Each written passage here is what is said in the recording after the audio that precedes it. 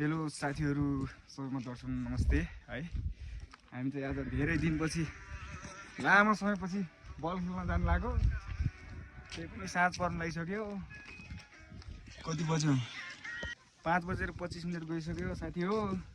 त्यही पनि अब हामी चाहिँ युवा जोस जेन्जीहरूको जोस एकदम बबाल सकेको छैन। त्यही भएर हामी भलिबल खेल्न जानु लाग्यो आज ठ्याक्क लाएर।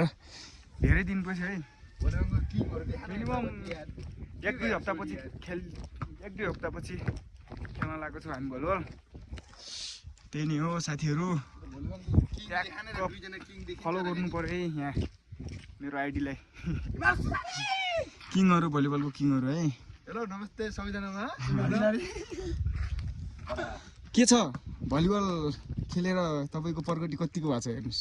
प्रगति चाहिँ अब के हुने हो, त्यही हो अब दुर्गति भइरहेछ। प्रगति जुम्ले गाडामा गएर खुट्टा भाँचेर खुट्टा मर्काएर आएको। अब त्यही हो, उल्टो सत्यानाश हुन्छ, पैसाको खर्च हुन्छ, त्यही हो। अब र अब क्विक स्पाइकरले सोध्नु हाम्रो यो एसएसडीसी भलिबलको क्विक स्पाइकर हजुरको क्विक स्पाइकको त्यो चाहिँ कस्तो भइरहेछ? जस्तो अब गाउँमा रेस पनि हुन्न। अब हानम के भने भन्नुभयो चाहिँ हाम्रो गाउँमा सेटरको कमी छ होइन? सेटरहरूको त कमी नै छ। अब